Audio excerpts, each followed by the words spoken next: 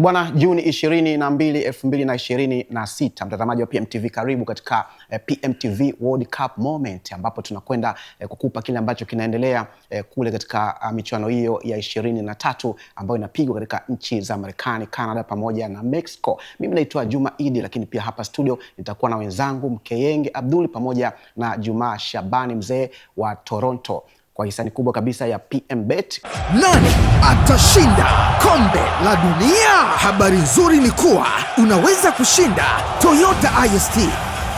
PMBet, mdhamini wa matangazo bingwa ya dunia ya mpira wa miguu.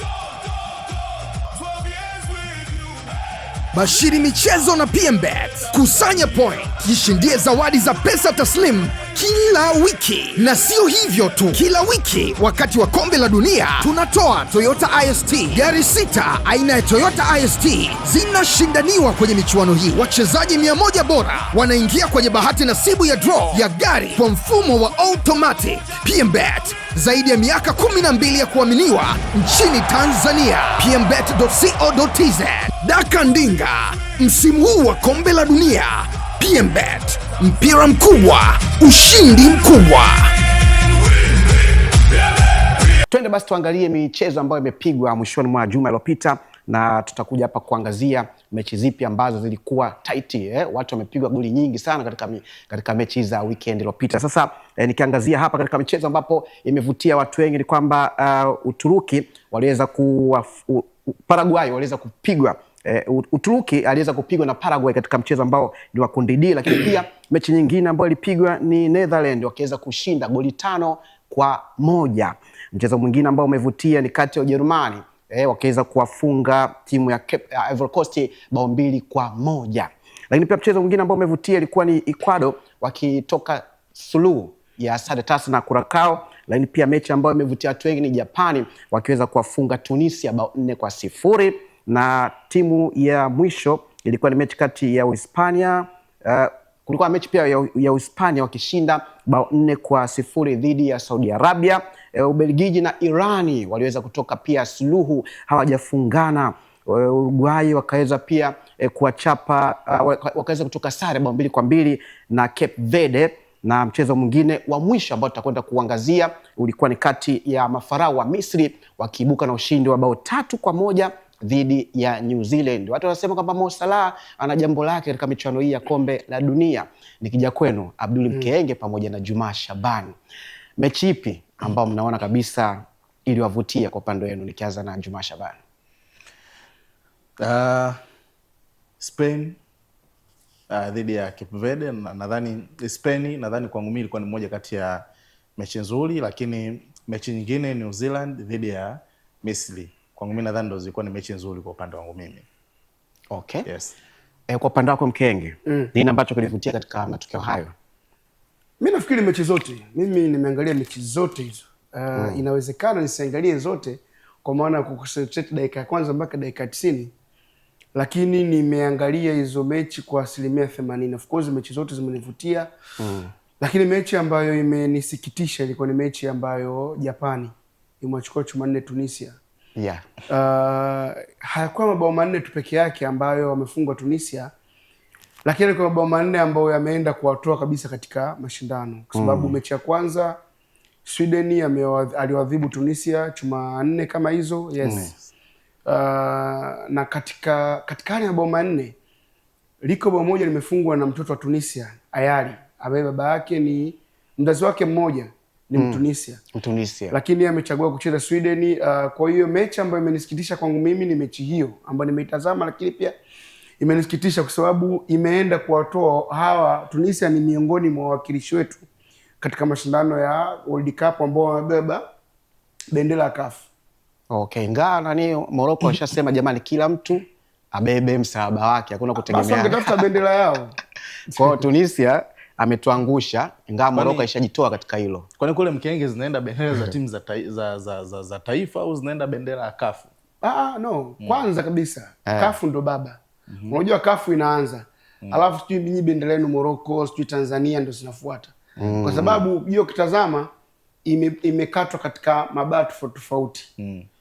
Amerika Kusini wenyewe wana lugha yao na wazungumza, wana bendera yao iko pale. ya CONCACAF. Yeah. Ulaya wana bendera yao ya Europa. Sisi huku tuna bendera yetu ya kafu. Sema mimi Bangala nime kitu kimoja. Nimeiona mechi ya Uturuki baada ya kutolewa, niliziona hisia za mchezaji Adagula kwa sababu ni moja kati ya wachezaji muhimu sana kwenye upande wa kikosi cha Real Madrid, especially katika msimu uliopita. Muhimu Adagula? Adagula nyama nyongeza tu kaka. Hapana. Umeitizama Madrid msimu huu? Adagula kwa sababu ndo alikuwa ni mchezaji muhimu, kwa sababu kama unakumbuka Mkenge aliumia Jude Bellingham almost miezi miwili mpaka miezi mitatu. Playmaker pekee ambaye alikuwa amesalia kwenye upande wa kikosi cha Madrid basi alikuwa ni Adagula. Na hata baada ya urejeo pia wa Jude Bellingham, mwalimu ilibidi achague nani mbele anaweza akampunguza ili Adagula aendelee kusalia kwenye upande wa kikosi cha Real Madrid. Kwa for me ni mchezaji muhimu katika upande wa kikosi cha Real Madrid. Kuna nyakati zilifika kwenye mechi 6 mpaka 5 alikuwa tayari ameshahusika kwenye magoli 10 kwenye hizo mechi tu pekee akiwa na Rossi Branco. Kwa hiyo nadhani ni mchezaji muhimu, na hata kwenye ile press conference yake aliyozungumza na waandishi wa habari alikuwa na hizo hisia zao kutoka, lakini sio kutoka tu, kwamba Uturuki na baadhi ya wachezaji wengi ambao wanacheza kwenye upande wa timu kubwa, kitu ambacho uwepo wao kufanikisha wao kufunga hata goli moja katika haya mashindano. Kiachana na Tunisia ambao wanaonekana kuwa ni wahanga zaidi, lakini pia hata Uturuki nao ni moja kati ya timu ambazo walikuwa ni wahanga. Uturuki ni moja kati ya timu ambazo hazijafunga goli kwenye haya mashindano ya kombe la dunia. Na mara yao ya mwisho ilikuwa ni 2002. Wana almost miaka 24. Yes, na hiyo wenyewe wakati wanatoka na wakati wanatoka pia Mkenge anakumbusha nyuma sana kwenye haya mashindano mwaka 2002 pia walishika nafasi ya 3 na walifunga tu goli moja pekee, ambalo ndo mpaka leo katika historia yao yani ndo kama goli ambalo pekee wanaolienzi. Kwa hiyo ikitokea siku kwenye mashindano mengine ya kombe la dunia Uturuki wakifunga goli hata moja tu, nadhani siku hiyo nchi yao itakuwa na furaha sana. Ukina Umit Davala. Yes. Kwa hiyo yani mzazi hapo kitu pekee ambacho nimekiona katika mashindano kigeuka huko kwenye World Cup moment. Saudi Arabia wana bendera dume. Unajua bendera yao ndo bendera pekee ambayo huwa iteremshi chini. Yani zikiwa kwa mujibu wa sheria zao. Yes. Sio sheria zao, kwa sababu ya nembo ambayo wameandika kwenye upande wa bendera yao. Kwa sababu bendera nyingi unakuta zina chata, nyota nini. Lakini bendera ya Saudia imeandikwa la ilaha illallah Muhammad Rasulullah. Kwa wenyewe wakubali bendera yao iguse chini ya ardhi. Kwa mara nyingi hata wale watoto, nyimbo ikiwa inapigwa, nyimbo ya taifa ya Saudia, bendera mdote inakuwa iko hewani. Sawa. Hizo ni mechi ambazo mmesema zimewavutia, lakini bado kulikuwa na mechi zingine hamjavutiwa nazo hata kidogo tu. Kuongelea sisi tutakwambia. Egypt vipi? Ya kushinda goli 3. Of course imeenda kuamsha matumaini, kwa sababu Egypt jana kapata ushindi. Ushindi unamfanya anakuwa na pointi 4. Mtu ambaye alionekana kwenye kundi lao atakuwa ni mtu ambaye ni threat ni Belgium. Belgium ambaye naye kapata sare jana ya bila, lakini pia alipata kadi nyekundu. Kwa unaweza ukaona ni kundi ambalo Egypt anaongoza na alama 4. Yes, Belgium wana alama 2 kwa sababu Belgium walipata sare na Egypt kwenye mechi ya kwanza. Sare ya 1-1. Yes, 1-1. Bao walifunga huku Imam Ashur. Kule wakaenda kusawazisha, ilikuwa ni goli la kujifunga. Kwa unaweza ukaona ushindi wa jana umewafanya katika nafasi nzuri, wakati tunasikitika kwa kinachotokea Tunisia, lakini pia tunapaswa kupongeza kwa kinachotokea Misri. Kwa upande wa dakika chache tu Bangala. Kuanzia 1930, si ndio? Ni mwaka wa 2002 ndipo tuliposhuhudia timu za taifa zikijifunga magoli 3. Mpaka Ijumaa. Ina maana tukisema mpaka Jumapili ya jana tumeshuhudia kwenye hizi hatua tu za mwanzo kwenye michuano ya kombe la dunia magoli ya kujifunga yamefika magoli 8 pekee mpaka sasa hivi. Kwa hiyo inawezekana ukawa ni msimu wa magoli mengi ya kujifunga katika upande wa mwaka wa 2026. Lakini pia hata wingi wa timu inasababisha kuna magoli mengi kwa bara la Afrika. Mwanzo kwa mara ya kwanza sisi tumedumbukia timu 10. Mara mwisho ilikuwa ni timu 5 tu pekee. Sasa na ilishai kutokea hadi timu 3 kipindi cha nyuma kabisa, baadaye zikaja 5. Kwa sababu mimi nakumbuka Cameroon ya mwaka 90 ambayo imecheza ile kina Makanaki, kina François Omambi ambaye ambaye nakumbuka mashindano yalifanyika Italia yale. Italia yes.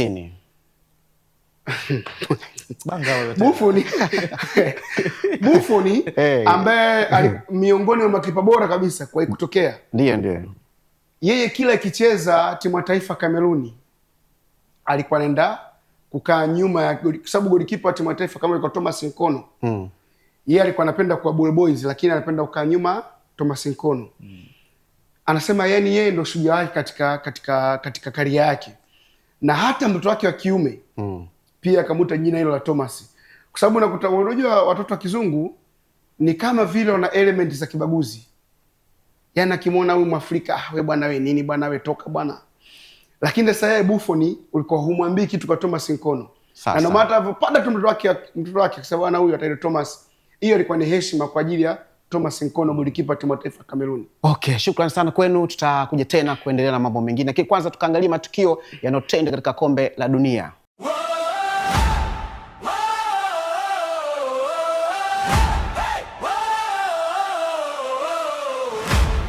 Wengi wanajiuliza kwa nini bendera ya Saudi Arabia haikuwekwa chini katika michuano ya FIFA inayoendelea kule nchini Marekani, Canada na Mexico.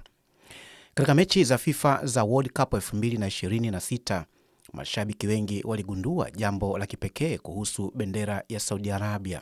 Tofauti na bendera za mataifa mengine ambazo huwekwa juu ya nyasi za uwanja wakati wa sherehe za kabla ya mchezo, bendera ya Saudi Arabia iliendelea kushikiliwa juu na haikuruhusiwa kugusa ardhi.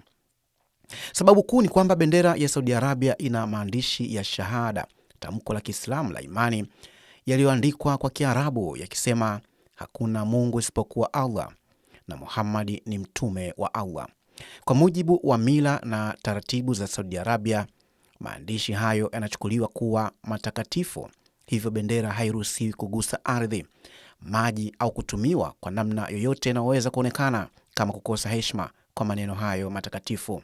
Kutokana na umuhimu wa kidini, FIFA iliheshimu taratibu za Saudi Arabia kwa kuhakikisha bendera hiyo inabebwa na watu maalum na kubaki juu muda wote wa sherehe za kabla ya mechi badala ya kutandazwa katika nyasi kama ilivyo kwa bendera nyingine.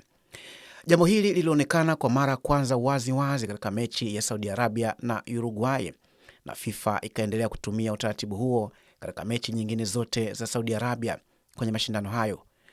Kwa kifupi, bendera ya Saudi Arabia haikuwekwa chini kwa sababu ina shahada, maandishi matakatifu ya Kiislamu ambayo kwa mujibu wa sheria na utamaduni wa Saudi Arabia hayapaswi kugusa ardhi au kuonyeshwa kwa namna yoyote inaweza kuonekana kama kukosa heshima.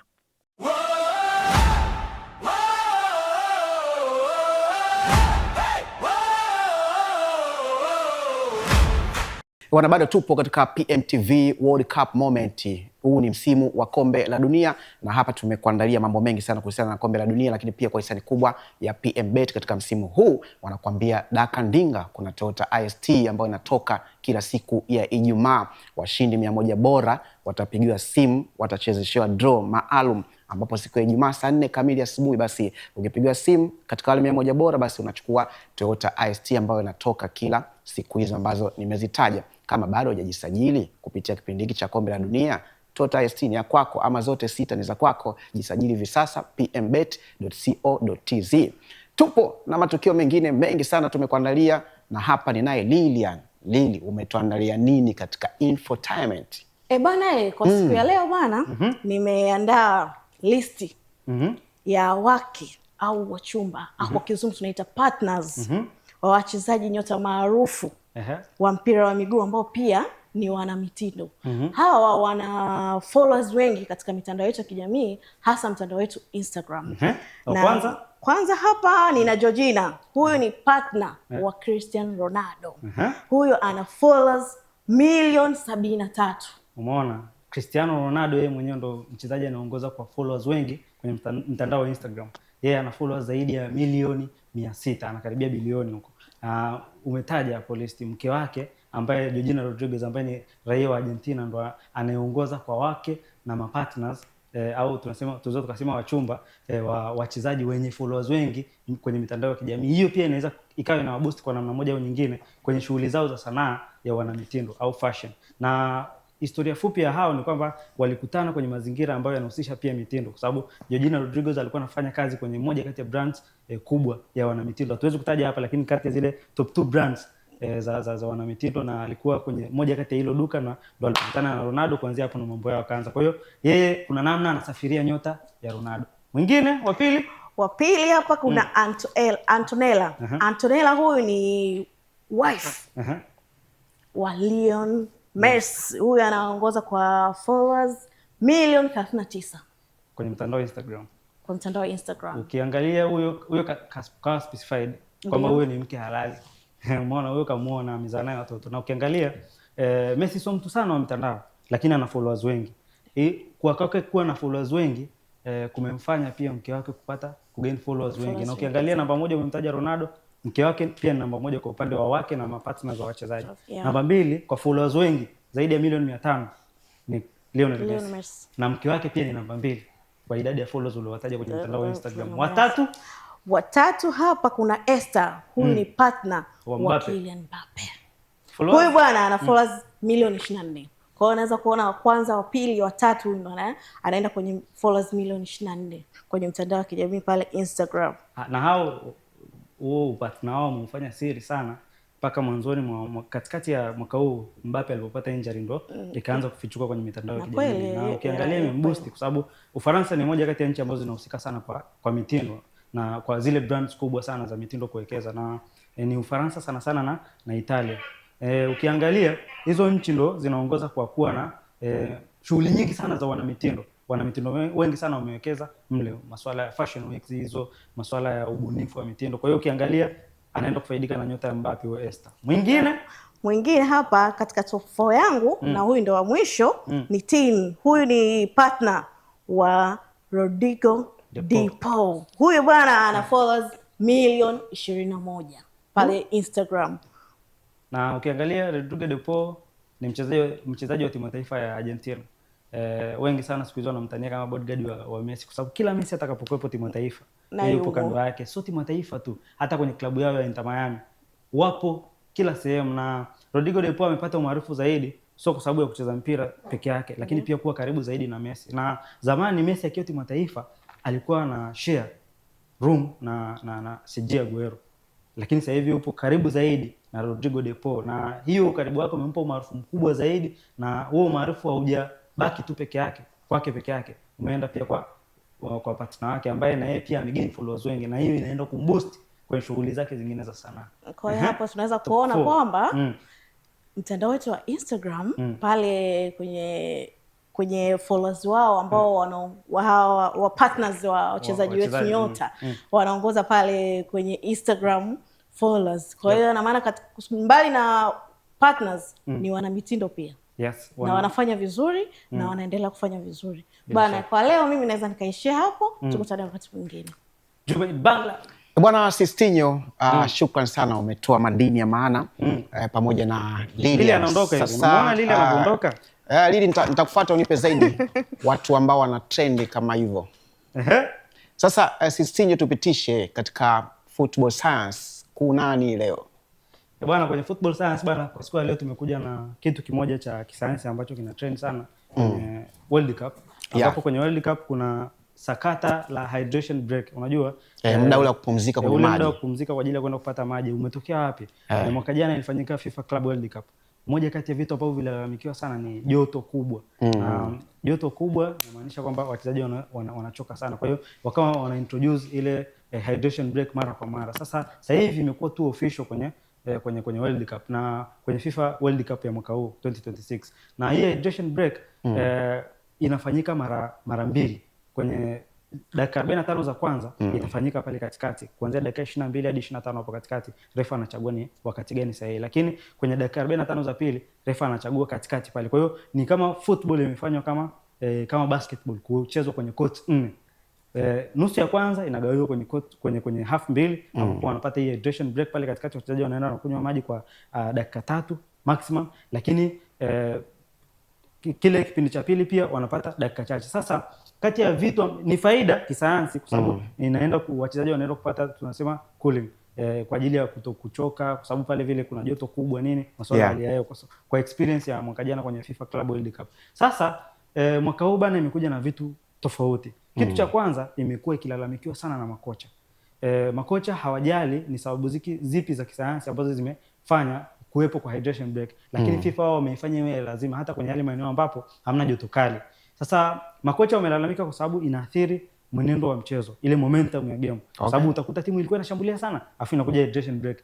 Wakitoka kwenye hydration break, mara nyingi kwa idadi ya mechi ambazo mimi nimeangalia, utakuta momentum ya game inabadilika. Kama game ilikuwa upande mmoja zaidi, ile timu ya pili ina gain nguvu. Kwa hiyo utakuta pia hata ile ilikuwa inaongoza inaweza ikaongozwa na yenyewe kwenye utawala wa mchezo. Sasa makocha wengi wamelalamikia, na mmoja kati ya makocha ambao wamelalamikia hii hydration break ni pamoja na kocha wa Uruguay jana, Marcelo Bielsa, kuanzia kwenye mchezo wa kwanza dhidi ya Saudi Arabia, lakini pia kocha wa timu ya taifa wanawake ya Marekani ambaye pia kwa sasa ni mchambuzi kwenye World Cup kwenye moja kati ya medias, anaitwa M. Hayes, yeye pia amelalamikia hilo tukio. Lakini pia Rudi Garcia, kocha wa timu ya taifa ya Ubelgiji, pia amelalamikia hilo tukio, lakini bila kumsahau Didier Deschamps, kocha wa timu ya taifa ya Ufaransa, pia amelalamikia hilo tukio. Na FIFA wameintroduce hii kitu, lakini wao hawajaiacha hivi hivi. Wamefanya kama sehemu ya fursa. Pale wachezaji wanapoenda kunywa maji kama unavyoona hapa chini. Pale juu kuna mtangazo mkubwa unapigwa wa tangazo la maji. Haya maji hapo kwetu, kwa hiyo hayana shida tukionyesha. Lakini ukiona hapa hivi ni hydration break, lakini wao wamepiga bonge moja ya mtangazo. Huu mtangazo anailipa hela kubwa sana. Kwa hiyo ukiangalia FIFA wanafaidika nao, ndio maana wamefanya huo lazima. Lakini makocha wanalalamikia. Wanasema bana, ile hydration break inatuharibia momentum. Ambapo kuna robo 4. Ambapo sasa ndio umesababisha mchezo uwe na robo 4 kwa sababu kuna hafu ya kwanza kuna maji. Yes, afu kuna ile mapumziko ya kawaida. Okay, kuchanganya na hizo. Kuna hafu nyingine. Kwa hiyo ni mchezo umefanywa kama kwenye court. Lakini kutokana na hali ya hewa joto ni kali sana. Lazima ikiwa kali ndio mnalazimika kufanya hivyo, lakini kuna baadhi ya maeneo sio lazima. Inakuwa sio lazima. Yes, lakini sababu ndo kama hivyo tulizozitaja. Makocha wanalalamika kwa sababu inaharibu momentum ya game. Yaani mtu anatoka katika game yani. Yes. Tunaanza upya kabisa. Yes. Sawa. Hicho ndio nilichokuandalia bana leo kwenye sayansi. Okay, shukrani sana katika sayansi ya mpira ambapo tumeweza kujua hiyo mapumziko yana mambo yake, makocha wakilalamika. Sasa tunakwenda kuangalia lingine ambapo nitakuja kuambia vipunde, lakini pia kupitia PMBet Daka Ndinga Toyota IST ambayo inatoka kila siku ya Ijumaa katika msimu wapo wa kombe la dunia. Cha kufanya wewe jisajili hivi sasa kama bado, pmbet.co.tz. Cheza katika msimu wa kombe la dunia, ingia katika leaderboard ya 100 kila Ijumaa, wanapigiwa simu. Baada hapo mshindi anachukua Toyota IST. Mimi naitwa Jumaidi, lakini hapa niko na wenzangu, tunarejea.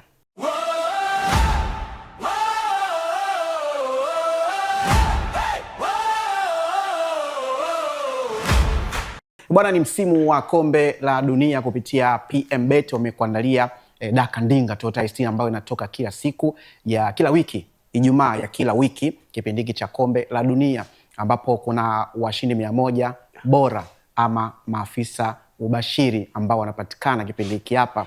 Wameandaliwa nini unajua? Ni Toyota IST ili kuwaondolea basi ile hadha mtu aweze kutembea kwa mguu wakati PMBet ipo, magari yapo. Sasa Toyota IST ziko 6, cha muhimu cha kufanya wewe jisajili hivi sasa kupitia pmbet.co ili uweze kufanya ubashiri katika kipindi hiki cha kombe la dunia. Mimi naitwa Jumaidi hapa na kuletea wachambuzi wangu Mkeenge atatupitisha katika football history. Bwana, kuna nini? Vitu viko vingi. Unajua kati mashindano haya yanaendelea, kuna vitu vingi huwa tunavikumbuka. Unajua miongoni mwa vitu ambavyo nafikiri wachache kati ya wengi ndio wanaojua. Zidane alipaswa kucheza ligi ya Uingereza kabla aende kucheza Serie A kwa maana ya Juve au La Liga kwa maana ya Real Madrid. Ilikuwa ni mwaka 96. Unajua mwaka 96 miongoni mwa vilabu vilikuwa ni vya moto ligi ya Uingereza. Ni pamoja na Blackburn. Kocha akiwa Kenny Dalglish, legendary Liverpool. Mwenyekiti wa Blackburn alienda zake Ufaransa. Kaenda kutembea akaona bwana huyu anaendaje huko. Akakutana na Zidane kipiga anacheza Caen. Kaenda uwanjani pale, ameenda kusema mechi ya Caen, anamtazama Zidane. Yeye akavutiwa naye. Akasema basi nikirudi nyumbani nitaenda kuongea na mwalimu Kenny Dalglish tumlete Zidane katika timu yetu. Basi bwana kurudi, na hajarudi. Of course alimpigia simu. Bwana kocha, kuna hiki na hiki na hiki na hiki. Kenny Dalglish akamuuliza swali hili moja. Huyo jamaa anacheza namba ngapi? Akasema namba 10. Akasema mzee wangu hapo kuna Tim Sherwood. Na of course Tim Sherwood kipindi hicho one of the best. Yeah. Alikuwa namba 10 bora kabisa, pia alikuwa captain. Akaambia huyo mtu wako hata hapa akija hawezi kucheza kwa sababu kuna Tim Sherwood, na wewe mabara Tim Sherwood sio kama uyajui. Unajua. Mwenyekiti kasema bwana, kama wewe ndio umesurvive ndugu yangu, basi haina shida. Miaka 2 mbele Zidane anaenda kuipa Ufaransa kikombe cha dunia. Yes. Hapo anamsindala mtu. Wanajuta. No, sio kujuta, sio kujuta. Nika historia fulani hivi kana majuto ndani yake. Na mwenyekiti akamwambia sasa kocha yule mtu nilikwambia huyu mwamba anavaa jezi namba 10. Pascal Douglas kasema basi tena. Na sasa Zidane kipindi kile tayari umeshawasha kombe la dunia mzee wangu. Blackburn tena anakuja kama nyama nyongeza. Hapo ndo Juve wakaibuka na wakamchukua. Yes. Na kwenda naye katika ligi ya Italia Serie A. Bwana, asante sana. Katika football history kuna mengi tumeyapata hapo, ambapo mtu atakuwa ajui madini yapo sana kwa mkeenge na atapata katika kipindi hiki cha kombe la dunia. Ya kale dhahabu, kuishi kwingi au ya kale anuki. Mavi ya kale anuki, kuishi kwingi kuona mengi. Tunapiga. Sawa bwana Sistinho, umetuandalia nini katika upande wa mbinu ama zile tactics ambazo zimetrend katika kombe hili la dunia ambalo linaendelea?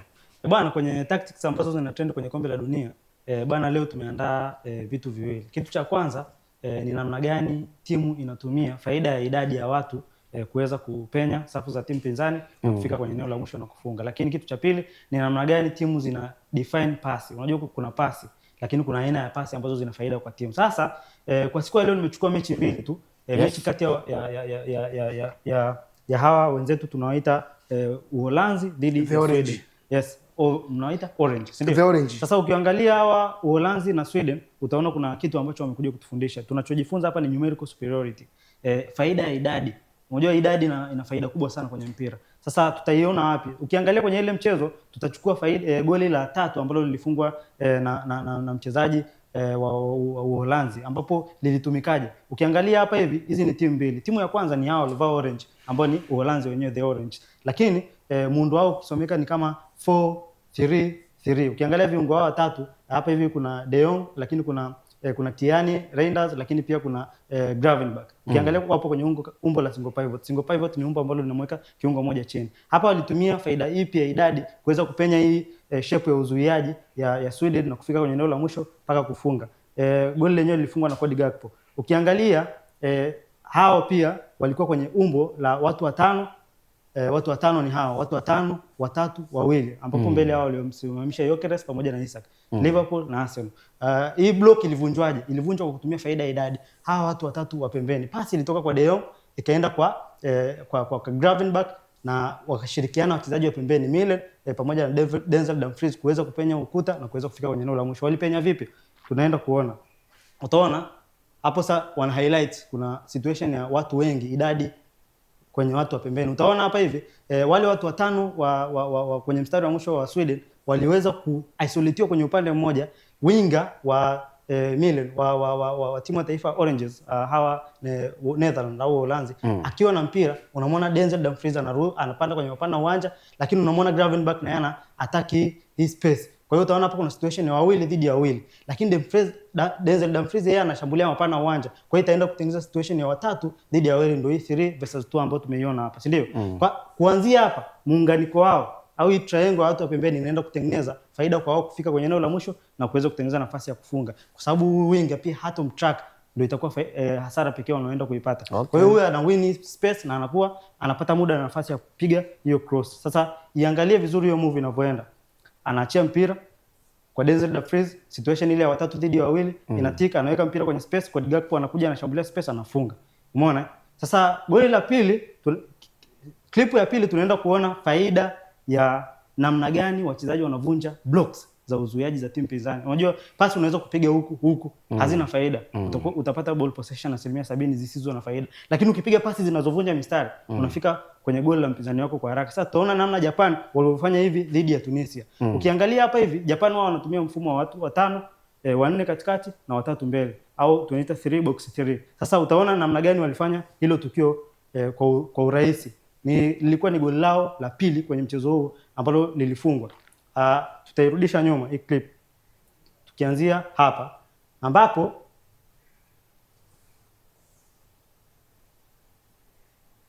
haya tunaanzia hapa hivi ili tuweze kuanza kupause taratibu. Baada ya hao kufunga inakuja clip ya Japan ambapo sawa Japan utaona situation.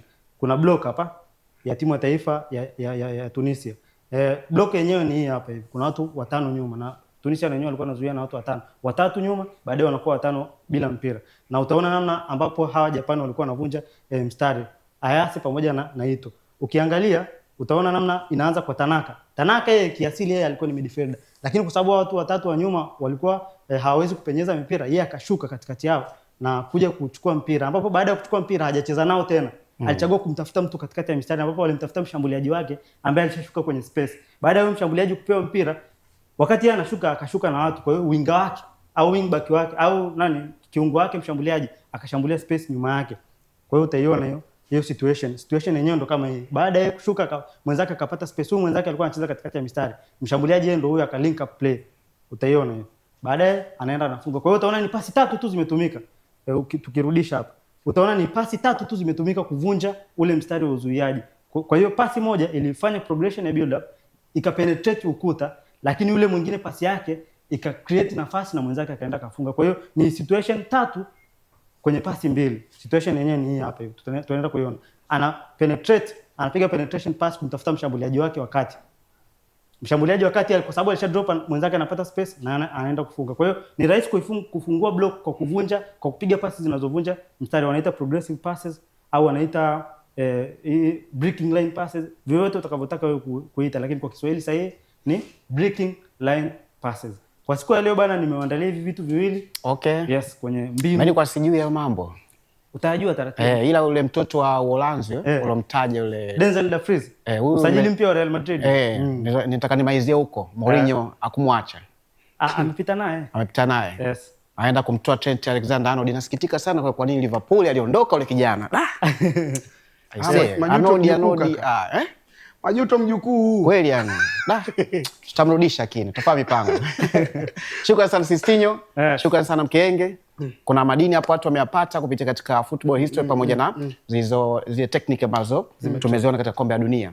Bwana, mpaka wakati mwingine wataendelea kupata madini mazuri kabisa, na nikwambie tu endelea kufanya ubashiri wako katika kipindi hiki cha kombe la dunia kupitia PMBet, ambapo anakuambia dakandinga kuna Toyota IST ziko 6 kila baada ya wiki gari inatoka. Cha kufanya utaingia katika wabashiri maarufu ambao wanakuwa 100.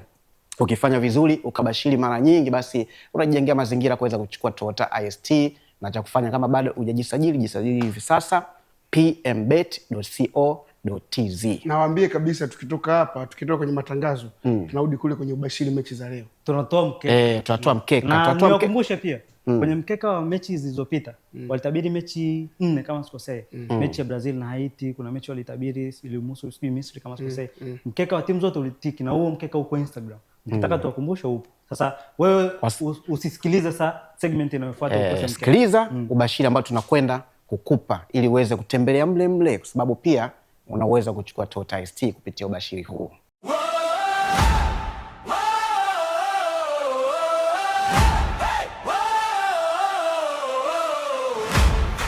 Bwana, baada ya kuangalia mbinu pamoja na historia katika michezo ama katika soka kutoka kwake Mkeyenge pamoja na Sistinho, sasa twende tukaangalie mechi ambazo zitapigwa siku ya hii leo ama raundi ambayo inafuata, na kikubwa zaidi tutakuja sisi hapa kukupa ubashiri wetu kuelekea katika hizo mechi, na wewe pia utatumia umo kwa ajili ya kutengeneza keka lako kupitia PMBet, ambapo wanakupa ndinga Toyota IST ambayo inatoka kila baada ya wiki siku ya Ijumaa.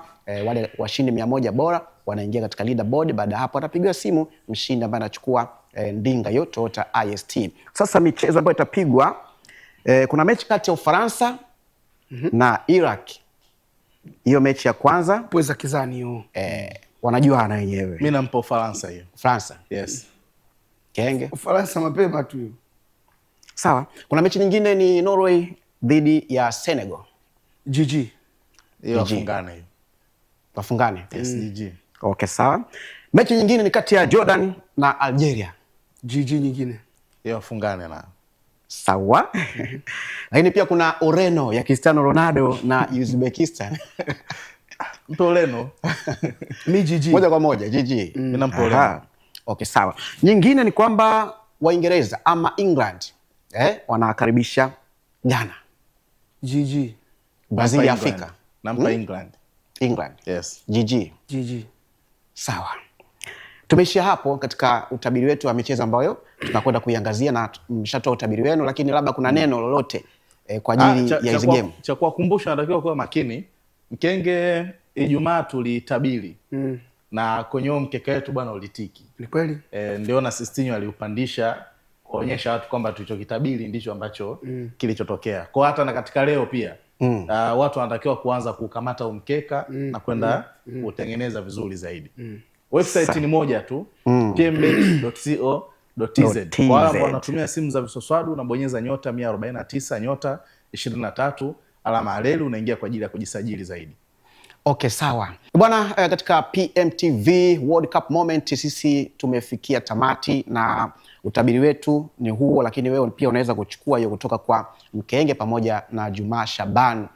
Wameweka GG, lakini pia wametoa za ushindi, zimetukaza magoli. Yani ni kwamba cha muhimu tu ni kufuata huu ama ukatengeneza keka lako kupitia dakandinga ya PMBet. Cha kufanya kuna Toyota ST ambayo inatoka kila Ijumaa saa 4 asubuhi, inapigwa simu washindi 100 bora, mmoja anapigwa simu achukua Toyota IST. Basi kama bado hujajiunga, tembelea pmbet.co.tz. Mimi naitwa Juma Idi Bangla, mpaka wakati mwingine, kwa heri. Nani atashinda kombe la dunia? Habari nzuri ni kuwa unaweza kushinda Toyota IST. PMBet, mdhamini wa matangazo bingwa ya dunia ya mpira wa miguu. Bashiri michezo na PMBet. Kusanya point, jishindie zawadi za pesa taslim kila wiki. Na sio hivyo tu, kila wiki wakati wa kombe la dunia tunatoa Toyota IST. Gari 6 aina ya Toyota IST zinashindaniwa kwenye michuano hii. Wachezaji 100 bora wanaingia kwenye bahati nasibu ya draw ya gari kwa mfumo wa automatic. PMBet, zaidi ya miaka 12 ya kuaminiwa nchini Tanzania. pmbet.co.tz. Dakandinga, msimu huu wa kombe la dunia. PMBet, mpira mkubwa, ushindi mkubwa.